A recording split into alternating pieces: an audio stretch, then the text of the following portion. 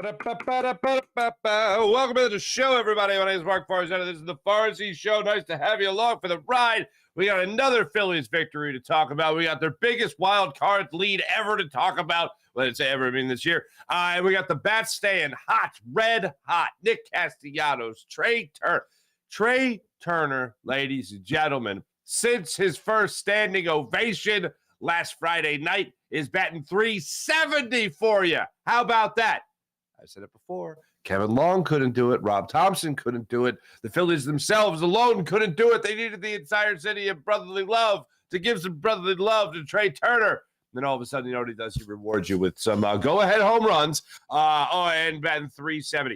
This is the guy. Like, this is even better than the guy that the Phillies signed for $300 million.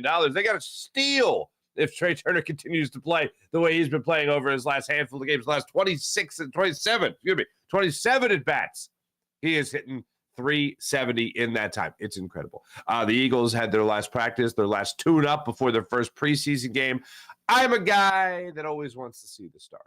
I'm a guy that wants to see them out there for a series, get that under their belt, and then get them the hell out of there. I understand that it's football and they might get hurt and they don't need some practice squad guy from some other team taking a shot at Jalen Hurts. Odds are they might not be on the field at the same time. Most likely they won't be on the field at the same time anyway. They'll have at least their second team guys out there, but nobody needs to be made and have their name made for themselves by a cheap shot on your quarterback. I get it.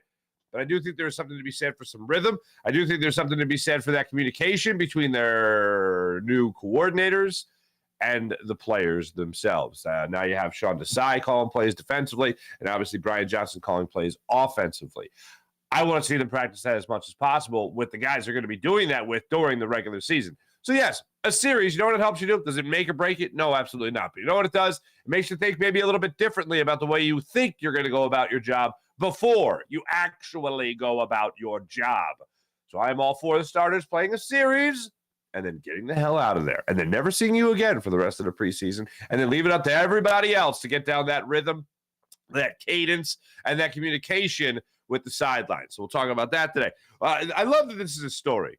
And, you know, one of my favorite things is if I go out and about in the world, right, particularly in my days as a young 20-something working for WIP radio, and going out and like hosting bar events and all that stuff. What I found really interesting about that opportunity was it was an opportunity to interact with fans. Like, you were literally wearing a WIP t-shirt. You stood out like a sore thumb. You were meant to. You're hosting an event. People would come up to you and they would always talk about some athlete at the time that they couldn't stand and why the coach or manager at the time puts up with it. Okay? All right, I was just starting out at the tail end of Allen Iverson, all right? And I was going out there, and people would say, why does it make him practice harder? He plays hard, practice hard. You know something? That's how old I am, okay? So it was this type of thing where I kind of just got used to the idea that fans always wanted players to be coached hard. Just like, you know, I coach my son's JV football team, and when they drop a pass, I make them run a lap. They should do that in the pros. Why doesn't Andy Reid have these guys running laps when they drop a pass? And that's just the way people, you know, they want the game to not change from the time they were kids to now. These guys are professional. These guys are professionals. I did it as a kid. These guys are professionals. They should be doing it too. Well, the professional athletes get usually, yes, the word is coddled. And it's a little bit different when you're a professional than when you're, you know, just coming up, enjoying playing a game. Jalen Hurts is everybody's dream come true. He is a phenomenal athlete. He is a brilliant-minded man. And he wants, yes, hold on, let me continue the accolades. The MVP runner-up, second-best quarterback in the league, top 3 player in the NFL. Oh, that's an all-pro. He made a second-team all-pro. That's incredible. And he wants to be coached hard. I love that it's a story in the offseason. Oh, Nick Sirianni was seen coaching Jalen Hurts hard. Maybe it wouldn't be as much of a story if, you know, you didn't just go through the whole Carson Wentz fiasco here in Philadelphia. Maybe it wouldn't be a story considering he didn't want to have any hard coaching after his rookie season, after his sophomore season in the NFL where he got hurt and the team won a Super Bowl. He just wanted to go, and he wanted to be all on himself. Not the best way to go about it, obviously, but at certain times the team needed him to do it. But a lot of times they didn't have a better mindset more like Jalen Hurts. And Jalen Hurts wants that coach calling him on his BS. If you see me out there and I'm not doing what I'm supposed to be doing, if you see me out there and I'm underperforming, anything below the bar I've already set for my career, oh, have at it, coach. Come get it. And Nick Sirianni takes it very serious. I think that Jalen Hurts is an insanely intense person, especially the mental aspect of it. I think he's got a great mental approach to the game. I think Nick Sirianni is a wildly passionate person. And I think if he sees something that'll, get a player going a little bit more, motivating them a little bit more, oh, he's going to do it. Whether that's a bullhorn, whether that's yelling at assistant coaches, whether that's yelling at his players, whether that's yelling at his MVP caliber quarterback that helped lead this team to a Super Bowl last year. He's going to jump all over it. And Jalen Hurts to be that type of quarterback that can respond to it, that type of player that can respond to it, that type of man that can respond to it and not curl up in the fetal position, then yeah, I want that guy to be my quarterback. And yesterday was the first time since all that went down last week where Jalen Hurts got asked the question himself about what it's like to be coached hard. Why do you like that kind of attitude from a head coach? What does that say about you? What does it say about your coach? What does it say about your relationship? Well, let's hear what Jalen Hurts had to say about that. Also, the Eagles depth chart came out yesterday. Did you take a gander at this yet? I can't help myself, ladies and gentlemen. I'm just going to jump right to it. Okay, I'm going to show you right now. Okay, for the people on the podcast. Professor Dutch, watch out. That's poison ivy. All right, anyway. He said he goes hiking when he listens to the podcast. Stay on the trail. All right. Did you bring enough water? Water? Whatever, what have you?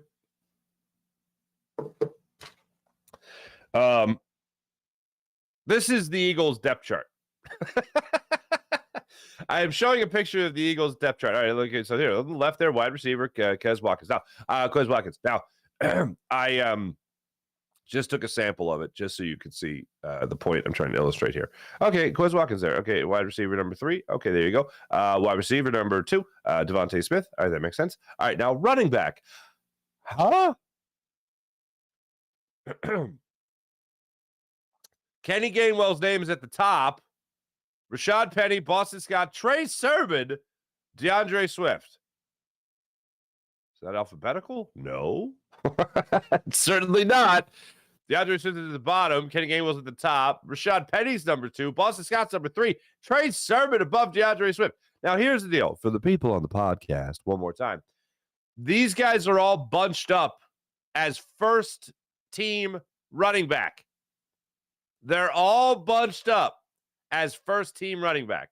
So you see the individual names there, like QB1 right there, Jalen Hurts. That makes sense. This is right from the Eagles website, ladies and gentlemen.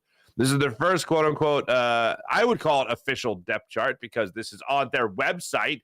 The only thing that makes it unofficial is that they have things like this. All these guys, all 5 of these names are bunched up in the running back position. That's not the only spot they did it for. Check this out at Will linebacker. Christian Ellis, Nicholas Morrow. They are listed as the starting Will linebackers. Then you go down to the safety position. Check that out. Terrell Edmonds, Kayvon Wallace are your starting, free safeties next to Reed Blankenship playing the strong safety role. I can't remember. I don't ever remember seeing that before. I don't remember.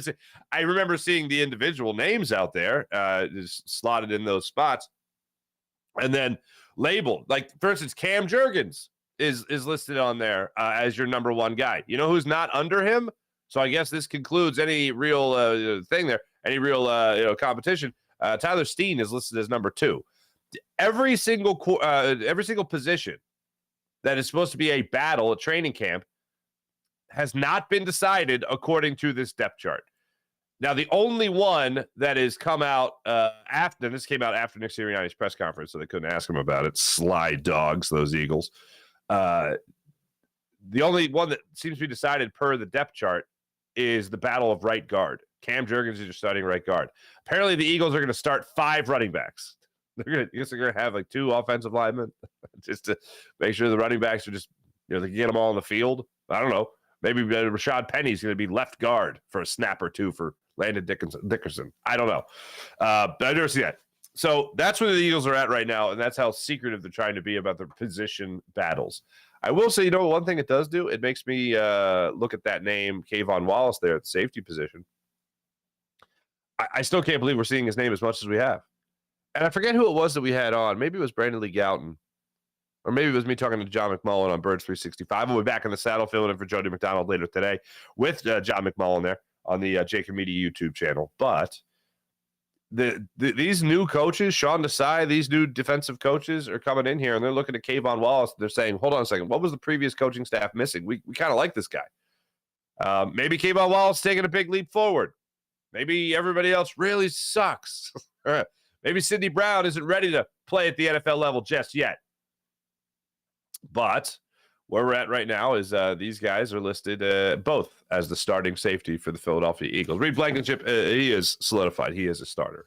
So I wanted to show you that out of the gate because we'll be talking about that a little bit later here. And, of course, we'll be talking about what we really want to see from the Philadelphia Eagles coming up Saturday night in Baltimore, Maryland, when they take on the Baltimore Ravens. Looking to snap that streak, which, by the way, Nick Sirianni said he wants to snap it. He said he always wants to win. He never said that preseason football doesn't matter. He still wants to win, baby. So for the record, this preseason, this training camp, we have heard our head coach say, I'm not worried about winning the Super Bowl right now. I'm just worried about getting better. Okay, to finish the quote. But I do want to win preseason game number 1.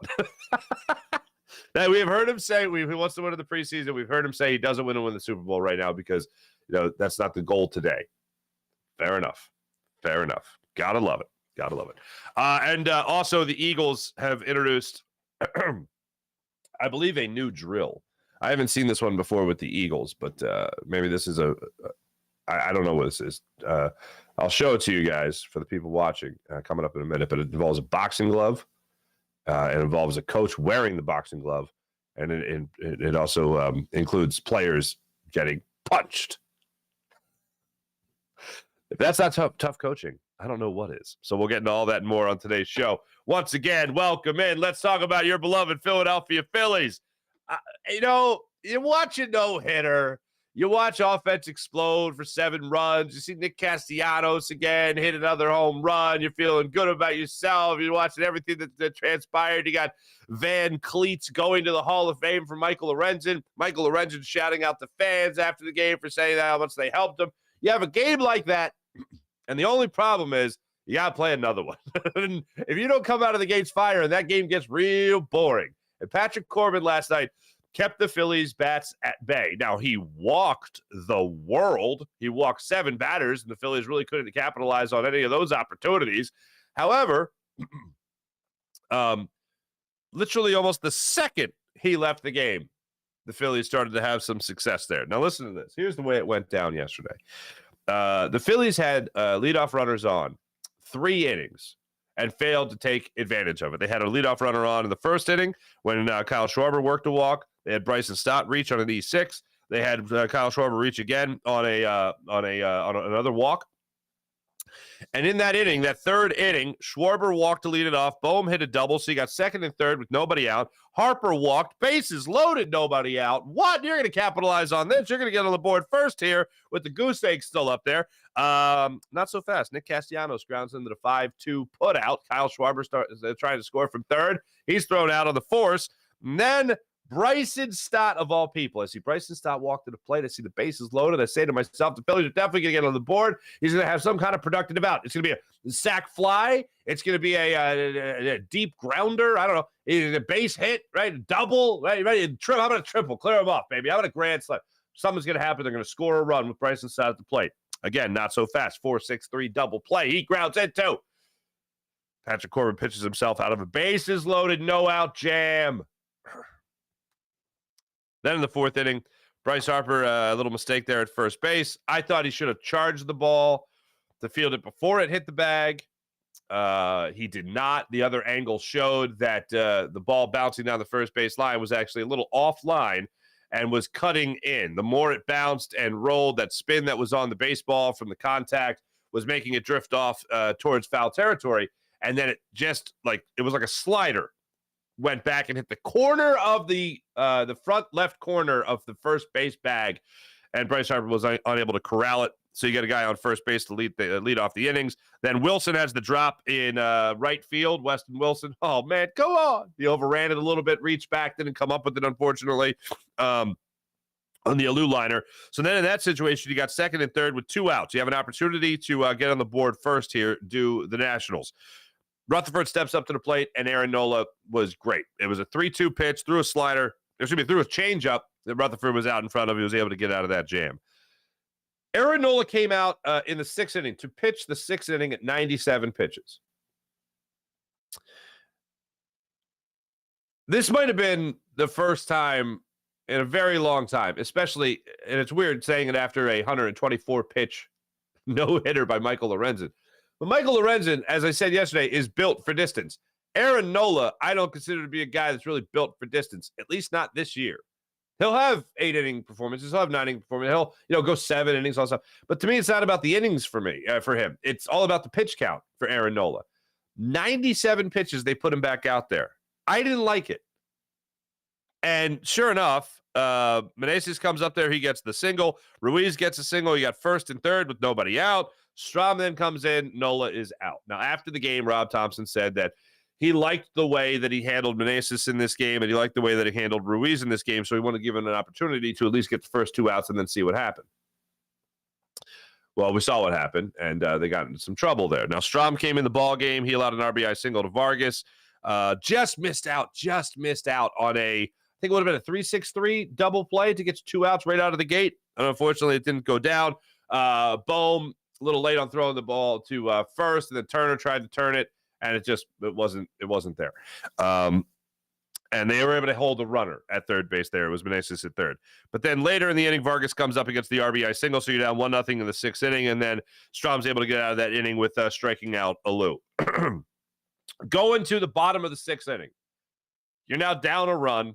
Aaron Nola just pitched 5 scoreless innings, but then was charged for a run on the RBI single by Vargas because that was his man on third base, and Meneses having given him the leadoff single. So he went 5 innings in total last night. He allowed 1 run. Yes, it was earned, unfortunately, and he does not get the win. Trey Turner steps up and hits a 2-run home run to left field. Stott was able to start things off by reaching on an error. Patrick Corbin couldn't catch a baseball that was thrown right at him from his first baseman, Dominic Smith, and it went right by him. Stott's now on second base. Turner comes up. He puts a 2-run home run into the left field stands for his second home run of this homestand. Absolutely incredible.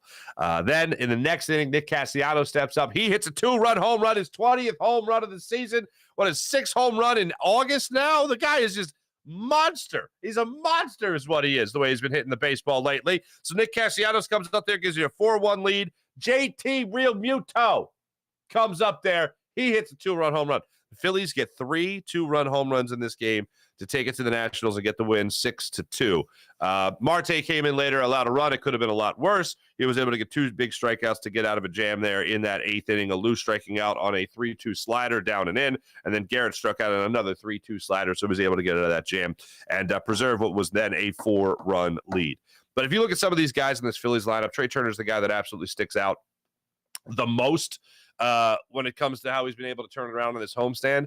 But Nick Castellanos, ever since that series against the Marlins, the beginning of that series, so they leave Pittsburgh, they go to Miami. Nick Castellanos goes to his Miami home. He gets in the batting cage and he starts hitting baseballs till, 1 in the morning? Trey Turner, I think, was till midnight after his awful game. And then Nick Castellanos was till 1 in the morning just hitting baseballs at his house in Miami. Well, ever since then, Nick Castellanos has been that monster that I alluded to just a second ago. Nick Castellanos had been struggling mightily, as we all know. The All-Star had hit a huge wall, unfortunately, in the month of July. In the month of July, he was hitting... Where is it? Here it is. In the month of July, he was hitting 162 with a 194 on-base percentage. That's what he hit in June. July. He hit 4 home runs that month, so that was nice. That's pretty good for him. Now in the month of August, He has turned it around completely. He's batting .302 with a .318 on base percentage. He's got 6 home runs in the month of August. And by the way, it's August 11th for those keeping track at home. He has really turned it around, and that is fantastic. To see that kind of production from Nick Castellanos just through 43 at-bats so far through this month, it makes you feel like something special is going to happen with Nick as the season goes on. 20 home runs for Nick Castellanos now after 3. I believe it's 3 now that he's hit in this series alone. Pretty spectacular. There is one point of concern, and that's Bryce Harper. Bryce Harper left the game right before the 4th inning, I want to say it was. And they showed him on TV, and Kruk pointed it out, but they showed him at first base. They pointed out the shoulder, the shoulder shrug a little bit. I just thought he was straightening out his uniform. I didn't think he was doing anything health-wise. I think he was just getting comfortable. But then he goes back to the bag, and they show this part of it, which was him kind of going into a squat and trying to stretch out. He ended up leaving the game. Right before the 5th inning, Bohm went the first. Castro, who I could never see Castro again and be happy about it. But anyway, Bohm goes out there to first base, and Bryce Harper's taken out of the game. Later, it comes out that he is listed as day-to-day with mid-back spasms. So back spasms has Bryce Harper taken out of the game last night. After the game, all Rob Thompson said was that the medical staff came up to him, and they said, look, he's having back spasms. And Rob Thompson said, okay, well, he's done. He's done today. We'll list him as day-to-day. We'll see how he feels tomorrow. So hopefully Bryce Harper wakes up today feeling all fantastic. But yes, and that is a huge concern. I don't want to see Alec Bohm at first base anymore. And that's not a knock on Alec Bohm at first base. That's just that Alec Bohm at first base means that Randolfo Castro is your third baseman. I don't like that. I like Alec Bohm at third base. I like Bryce Harper at first base. JAKIB is an inexperienced guy at first base spot. I don't know. Cody Clemens getting hot in the minors. Is he going to come up again and play first base for you? Maybe you're going to have to wait for September for that to actually happen. But I could really use Bryce Harper at first base. Would love Bryce Harper at first base as much as possible, and Alec Bohm at third base. So, yes, it's a bit of a concern, especially with the way the Phillies bats have been coming around as of late. I'd like to keep this lineup together. And the regulars in that lineup as much as humanly possible. So right now, Bryce Harper just listed his day-to-day. And that's where we're at after that 6-2 win. Phillies are now going to welcome the Minnesota Twins to town for a series. So Christopher Sanchez will get the ball tonight. So that was the Phillies last night. As of right now, look at this. This is a thing of beauty. For the people on the podcast, here are the wild card standings. Phillies now. A season high, 12 games over 500. How about that? They are 4 games up in the wild card spot. They are the sole leaders of the number 1 wild card spot, and they are a game and a half up on the San Francisco Giants. They are 4 games up on the Miami Marlins, and the Cubs and Reds are half game out of wild card contention, while the Arizona Diamondbacks are 2.5 games out of wild card contention. Padres 4.5, and the New York Metropolitans are 7 games out of the wild card spot. How about that? It is. I mean, we're using this word a lot. Palpable when we talk about Sean Desai, the Eagles defensive coordinator. Sean Desai wants the defense to feel palpable. When your Phillies baseball team is mashing and you're getting good outings from your starting pitching, man, it is palpable. You feel the buzz. It really felt dead in the first 5 innings of that ball game. Oh, man. That was after a no-hitter. That was it. I'm going to go and say it. It was boring. And Patrick Corbin's walking guys. Phillies aren't able to do anything with it. And then the Phillies just come out swinging all of a sudden. Next thing you know, you got 3 separate 2-run home runs, and you got 6 runs on the board. In what, 2 innings? Yeah, that's pretty good. I kind of like it. 3 innings, technically speaking. No, 2. The 6 innings, 7 inning, bada boom, bada bang. There you go. That's what you got. I said before, I'm all for tough coaching. I think it's something that a lot of people identify well with. I think everyone thinks about that one coach that they had that was a real hard ass. I certainly have my list. Love all the guys, but back in the day, love the guys, but there were some tough coaches. But then, I was a kid. You're a kid. You're a little grade school kid. You're a high school kid. People still look back on those days fondly, obviously. But they want the players at the NFL level, at the professional level of any sport, to have a similar type of coaching. Don't be coddled. You're a professional. Well, that's kind of why they're being coddled. Like, you're a pro, you got to handle it yourself, that type of deal. Which is why a guy like Trey Turner can be in such struggle, be struggling so bad and not be able to get out of his own head until he's pulled out of his own head from the Philadelphia fan base. Something like that. You get what I'm saying. But the fact that this has become a story with Nick Sirianni and Jalen Hurts about how Jalen Hurts likes to be coached hard. And he told Nick Sirianni when they met 2 years ago, hey, coach me hard. Don't be afraid to coach me hard. So Nick Sirianni said, all right, let's I'm gonna hold you to that. Let's give it a shot. So Brian Johnson, Nick Sirianni have already been asked about the attitude of Jalen Hurts and what it means to be able to coach an athlete like him hard. And they both said the same thing. It sets a precedent for everybody else on the team. If Jalen Hurts can get it like that, how am I going to get it? And then Jalen Hurts yesterday was finally asked about that same question. Here's his response. Yeah, I know as a coach and as a team and as a leader, I know that I am. Everybody is worthy of getting coached. So I can't get on another guy for acting a certain type of way towards something, and I'm not practicing what I'm preaching. So we're all here to learn and continue to grow. I'm a big fan of history, ladies and gentlemen, and you read about history's greatest generals. The greatest generals are not the guys that go over there. The greatest generals are the ones that go, follow me as I go over there. That's what a leader does. Look, a lot of times you can look at a guy the way he said, I'm a leader, whatever. I know we jumped on Donovan like that as the leader of this team, It was one of those things. But with Jalen Hurts, it's just unquestioned. I don't think I've ever seen a quarterback like this in Philadelphia in my lifetime. A quarterback like this that I have zero doubt about. With Donovan, as it went on, it kind of got spoiled. The relationship, obviously, T.O. and losing the Super Bowl and that whole thing. And hey, they went to another conference championship 4 years later. So it was pretty special in terms of what he was able to do here. But it was always questioned.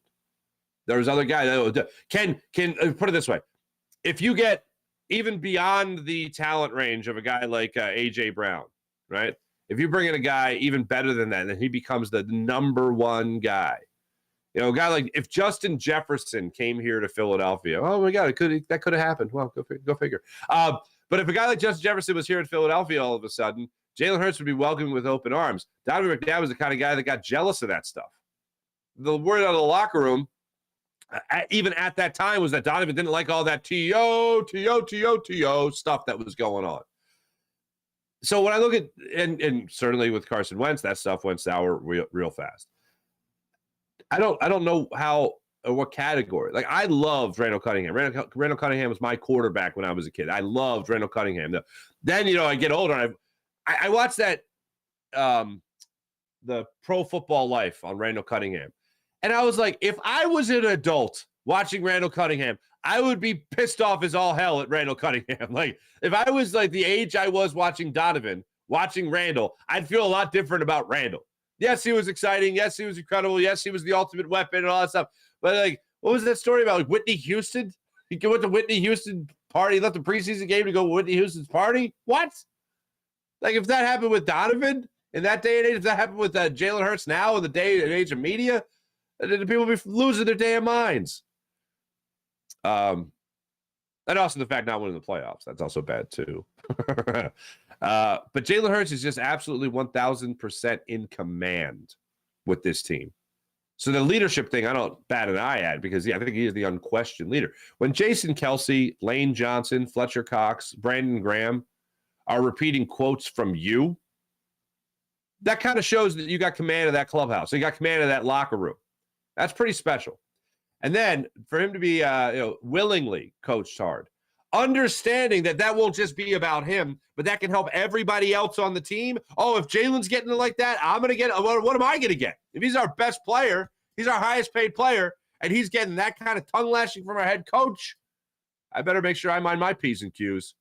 I better make sure I'm performing at the level I'm supposed to be performing at. Because if I'm not helping this team win. I absolutely love every second of it. You know what I'll draw the line in? Punching people in the face. I'll draw the line at punching people in the face. That might be a little tough. Now, if you haven't seen this yet, this is pretty incredible. Jamal Singleton, Eagles running backs coach, this is the new fumble drill. Now, I say new because I don't remember seeing this in years past. But the Eagles put this out there. Hopefully the volume doesn't go crazy here. There's a little music behind it. But the Eagles tweeted out this video of Jamal Singleton, the running back coach of the Philadelphia Eagles, doing ball security drills. Check it out. Come here. Yeah, come.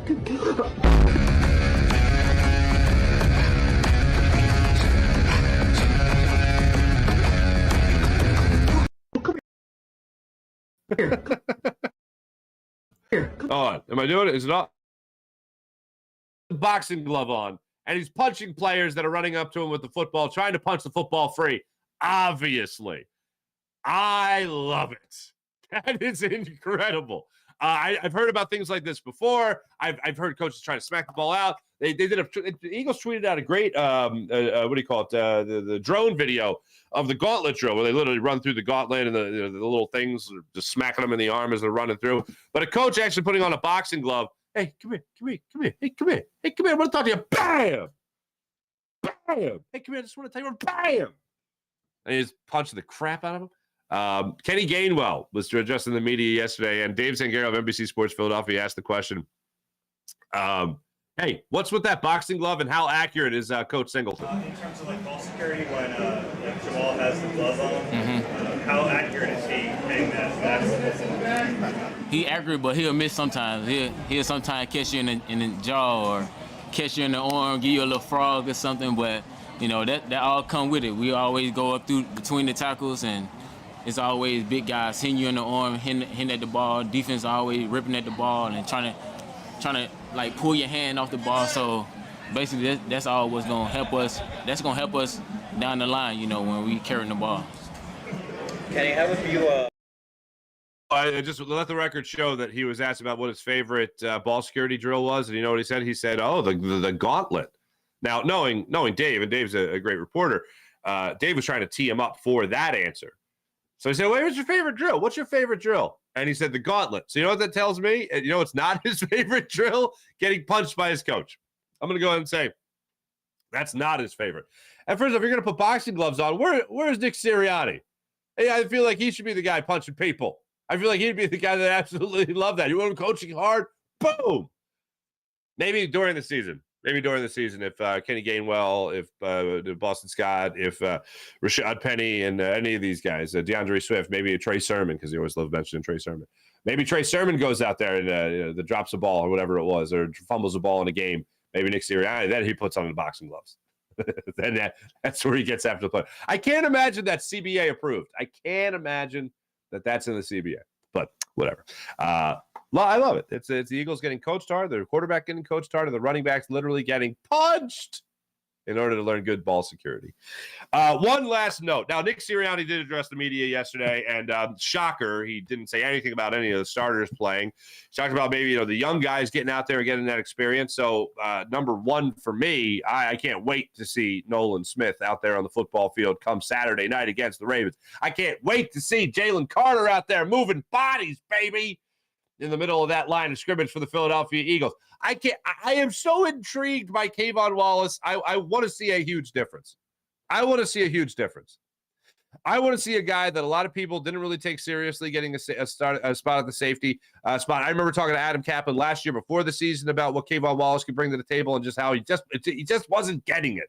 He just wasn't getting it. Well, now he might be getting it. I'm looking forward to seeing all that. I want to see Zacchaeus out there. I want to see, I assume Quez Watkins is going to be out there as well. I want to see some guys from this backfield out there and just see what they do behind this line of scrimmage. I want to see Cam Jurgens. If he gets an opportunity to play, I want to see him run around out there, maybe get off the line of scrimmage a little bit. But there's a lot I'm looking forward to in this game. That's going to be a small sample size of what I'm really looking forward to. But the number one thing, Nolan Smith's speed at the NFL level. And then I want to see Jordan Davis's strength. Jordan Davis. I want to see that too. Sure, but bring him in as well. Sophomore season. But I want to see Jalen Carter out there as well and see what he's got going on. N'Kobe Dean ain't playing. Nakobe Dean ain't playing. By the way, he was listed as Mike linebacker 1 on that depth chart. By the way, I see it right there, Jason A. in the chat there at JAKIB Media. This I only meant to put in part of the depth chart. I just to single out the bunches that they have, like these 5 starting running backs. So yes, that is intentional that you're only seeing part of the depth chart there. One last thing. If you remember, Nick Sirianni during OTAs was asked about if there's anyone that has jumped out to him, and who did he say? He said Quez Watkins. Quez Watkins has really jumped out to me with his performance at camp so far. Excuse me, his performance at OTAs so far. So yesterday, Reed Blankenship was addressing the media, and Reed Blankenship was asked of the young receivers out there, which I guess does not include Devontae Smith or A.J. Brown, because they're not exactly long on the tooth. Obviously, the same thing with Devontae Smith. But he said, of the young guys, who has really jumped out to you? You know the name, he said, ladies and gentlemen? Quez Watkins. Choo-choo, choo-choo, all aboard the hype train for Quez Watkins. Quez Watkins has hyped himself up. I'm an elite receiver. Nick Sirianni has hyped up his boy. And now Reed Blankenship is hyping up his boy. Everybody's hyping up everybody, including Quez Watkins. I'm rooting for Quez, man. I'm rooting for Quez. I hope he gets the number 3 spot. I think it'll be an interchangeable role, though, with a guy like Olamide Zaccheaus. But I want to see a guy have a little bit of a redemption story here. So I'm rooting for him. I hope they're not wrong. I hope it's not just hot air that they're filling up the balloon with to eventually pop it. But another person gave the tip of the cap to Quez Watkins and how great he looks this year.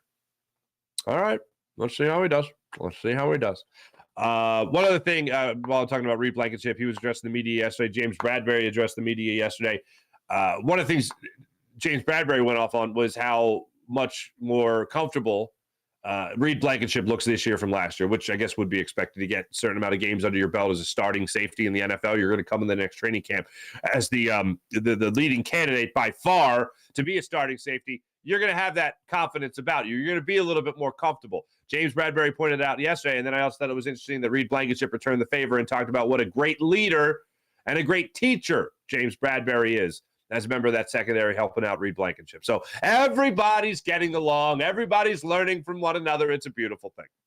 Let's get into the chat check and see how the rest of you guys are doing today. Let's start it off on the Farzy Show YouTube channel.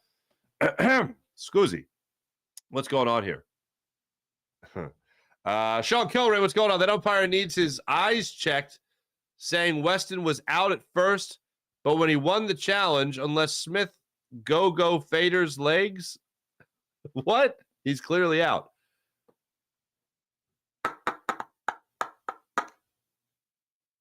That umpire needs his eyes checked, saying Weston was out at first. I am forgetting the challenge.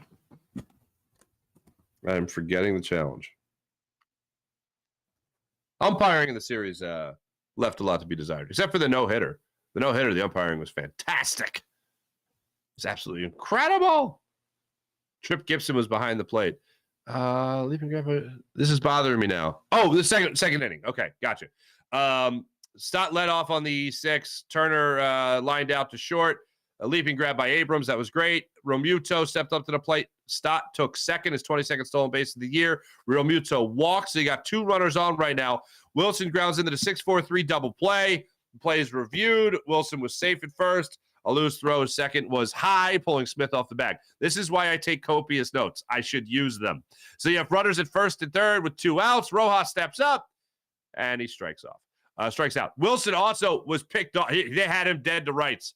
And then Dominic Smith, first baseman for the Nationals, dropped the ball trying to throw to second to get Wilson out. That would have ended the inning, but Rojas ended up striking out, and Wilson was safe in that inning. Yes, second inning, Sean. Thank you. Thank you for reminding me of that.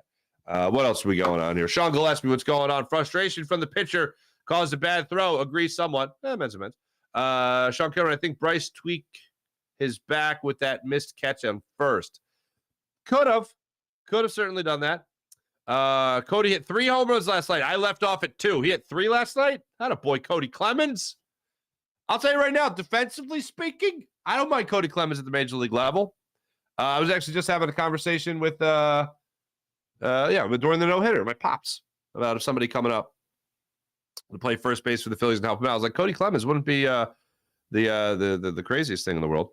Sean Gillespie, wish Donovan and Wentz could have been true leaders. Just imagine. I'll tell you, man.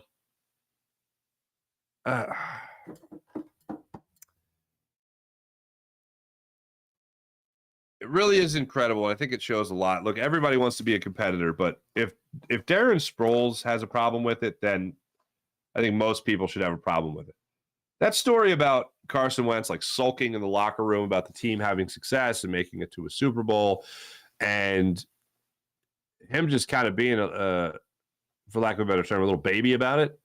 And for Darren Sproles to be in the training room at the same time and be like, dude, what the hell's wrong? Like, this is our team, man. Because Darren Sproles wasn't playing either. He was like, this is our team. Like, they got to win, man. We got to help them win. We got to do whatever we can to help them win. Like, that's something that I think was just lost on Wentz. And I think that showed a lot of the type of person that he was, type of character that he was, type of quarterback. And if you want to call it a leader, the type of leader that he was trying to be. I think it says a lot. Donovan McNabb, here's where I go with Donovan. If I could relate it to a statistical thing, Ryan Howard for 5 years was incredible. And then he had 2 years where he was okay, and then he had 5 years where he was terrible. Well, he still had 20-plus home runs, but he was hit like 230, 240. Left a lot to be desired. Struck out a ton, roll over the fastball, the whole thing. So I bring that up because that's a very definitive thing that I could use to illustrate my point. With Donovan, the early years were so great. And it was like, wow, this guy is incredible. Imagine when they get this guy a weapon, what he could do. Playing on a broken ankle against the Arizona Cardinals. Coming to town, baby. Throws on a broken ankle. Off the top of my head, I want to say he threw 20 of 24 passing for 2 touchdowns, if I'm not mistaken, on a broken ankle. And I thought, this guy's a gutsy leader. This is the type of leader you want. And then T.O. came to town. They got him that weapon. There was a beautiful, sultry honeymoon period. And then it was gone. And after that, I just had no confidence. There was the off-the-field stuff, talking about black-on-black crime. There was the messages through the media that keep my name out your mouth. I don't get involved in other players' contracts. But by the way, Brian Westbrook should get paid. There was this whole thing with Donovan that he really, in my mind as a football player, he really changed. He really made sort of an about face. And the idea that the Eagles were the best they ever were, but Donovan seemed the least happy he had ever been, made me think it wasn't more about the team, it was more about him. And I hated that. I still hate it. I look back on it now and I hate it. What would have happened if Donovan would have went to Joe Banner and Jeffrey Lurie and said at the time, no, come on, guys. What do we got to do here to make this work? Or if Joe Banner and Jeffrey Lurie would have went up to T.O. after the Super Bowl and said, you came back from you broke your leg in half. I believe half your leg was there, half your leg was not. We reattached it, and you made it back to the Super Bowl 20 minutes later. We're going to reward you for this. A lot of things could have been different. If they do win, Donovan is not the divisive figure that he is in this city. But Donovan, I remember in the early years, it was like watching Ryan Howard physically decline. It was like watching Donovan McNabb almost mentally decline as his career went on. And the way I should say it is the way he was appreciated in Philadelphia, watching that decline. Big turn, big change from the start to the end. Go gadget legs. Yes, Sean, I got you, buddy. No worries. Donovan's April. Good morning, April. Donovan's ego got in his way. He couldn't stand not being the shining star. I got you, April. I see that. Yeah, I concur. That's the way it shaped up, unfortunately. Wait, hold on. Somebody said something about Whitney Houston. Oh, Sean Gillespie. Did not know about Randall leaving preseason for Whitney Houston. Yep, that's what he says. Sean Kilrain, Quez is an elite receiver, according to him. Well, show us moving forward. I'd like to see it as well. What else do we have here? Go on to the JAKIB Media YouTube channel. What's up, guys? Jason A. Depth chart we talked about. I meant by how they are looking at the team shows part. Oh, not literally. Oh, okay. Sorry, Sean. Sorry, Jason. Okay. I believe in Quez Farsi, he would be a solid number 2 on most teams. I concur. What the hell? But yeah, I'm a fan of Quez. I'm rooting for Quez. No doubt about that. Okay, I meant how they are looking at the team shows part of it. Not literally, yeah. The fact that I literally started cracking up when I saw the depth chart have 5 running backs at the one spot. They could do that every year, and I just never noticed it, but I don't think they do. Especially when you got Cam Jurgens as your starting right guard. Anyway, enough of that. We're at Niners all damn day fan. Okay. Farsi's still all in on the Fightins. You're damn right I'm all in on the Fightins, baby. Talking about the Fightins, man. Talking about the Fightins. How could you not be? Watch that game last night. Have yourself a damn beautiful time. It's amazing. Joe Biden is president. Okay, thank you. At Niners all damn day fan. You're right. Mark loves the Phils. Yes, I do. Farsi can't bench the bar. Farsi thinks Nola is better than Spencer Strider. That is hogwash. All right, now you're just making up other accounts and saying the same thing. How dare you? How dare you? Man, if I tried to bench press now, what was I doing? When I was actually doing it consistently, I think I was like repping 185. Like, yeah, I think I got up to repping about 185. I'd do like set to 12. Is that what I got up to? That is what I got up to. Yeah.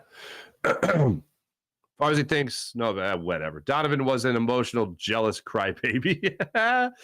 Jason, and I love Donovan. Yeah. I hear. Crazy times, man. Crazy, crazy times. I mentioned a couple of things I'm looking forward to in this preseason game, and I'm going to get into some of this conversation with our friend John McMullen coming up. So let's say thanks to everybody in the chat. Thanks to everybody in the chat. You guys are great. Let's get to our morning rush. We got some Phillies going on tonight, obviously, against the Twins. Welcome Minnesota to town. And then we got the Eagles kicking off Saturday night in their first preseason game of the preseason. So here's the things I'm going to get into with John McMullen, but this is also going to be part of our morning rush today. Here's what I got for you. Most things I'm looking forward to seeing. Jalen Carter, Nolan Smith, Kayvon Wallace. And then this is boring and it sucks, but oh, baby, will it be a talking point tomorrow? Oh, baby. Let's live in a world for a second where there are penalties galore on offense, penalties galore on defense, false start penalties, delay of game penalties, and the offense looks ugly, the defense looks ugly and disorganized. The number one question I have going into this season: how good are these coordinators? Question number 2, are they any good? Question number 3, I hope I don't get to: did they make a mistake? Brian Johnson and Sean Desai, I'll be watching like a hawk tonight. Excuse me, tomorrow night. So I look at the organization of the game. I look at the individuals of Kayvon Wallace, Jalen Carter, Nolan Smith, Tyler Steen getting some reps at the right guard spot, most likely. I find that interesting. And then one thing that the Eagles did this week that really raised some eyebrows: Josh Andrews is back with the team. NFL veteran at this point, second-team center as of yesterday. Brett Toth was taken out of that second-team center role, backup center role, and Josh Andrews was put in, taking second-team snaps, giving second-team snaps at center. So, God forbid anything happens, okay, with our man Jason Kelce. Does this now mean that Cam Jurgens does not move to the center position? If it's a long-term thing, do they bump him over there and then, yes, weaken 2 spots and then have somebody else go into the right guard spot? Or does Cam Jurgens stay there at the right guard spot and Josh Andrews then take over as your backup center? That's where we're at right then and there. Apparently, Josh Andrews was ready to call quits in his career, and then Howie Roseman called. Howie Roseman just saving people from trade school, apparently, all the live long day. So that's what we'll be looking at tomorrow night, excuse me. Be looking forward to seeing that. So everybody, thanks for watching. Thanks for listening. You guys are great as per usual. Oh, Phillies game. How dare I? Let me be all in on the Phillies for a second here. Phillies, 7:05 start time as they welcome the Minnesota Twins to South Philadelphia. That'll be going on tonight. Dallas Keuchel's back, ladies and gentlemen. Former Astro is now with the Minnesota Twins. He's got a 1.80 ERA in just one start so far this season. He went 5 innings, allowing 8 hits and no runs. I'm sorry. Hold on. Wait, Miss Guzzi. I messed that up. What did he allow? I thought he was coming off a scoreless performance. He's got a 1.80 ERA. What am I doing over here? 1 run. Sorry. 5 innings, 1 run performance against the Arizona Diamondbacks. And then Aaron Nola will get the start for the Phillies. Aaron Nola. Christopher Sanchez will get the start for the Phillies tonight, looking to rebound from his worst start ever. He's coming off that 6-run, 5-inning performance, allowing 2 long balls at the hands of the Kansas City Royals. So let's hope a bounce back game for Christopher Sanchez. How about that? I'll say it one more time. Our man, Trey Turner, batting .370, 2 home runs, 7 runs batted in since his first standing ovation. It's been a hell of a homestand for the $300 million man. Jim Hyde and Bruce program did a wonderful job as per usual. I'm going to try to jump on with you guys Saturday night after the preseason game just to give you my reaction and whatnot, but I'll be sure to tweet that out as well. Thanks, everyone. Have a great, wonderful, beautiful rest of your weekend. My name is Mark Farzetta. I'll be coming up with Birds 365 and John McMullen coming up at 8 o'clock today, so don't miss that. More of me. Bonus me today. All right? Have a great rest of your day. Have a great weekend. Thanks, everyone at JAKIB Media. Thanks, everyone at The Farzy Show. You guys are great. See you later.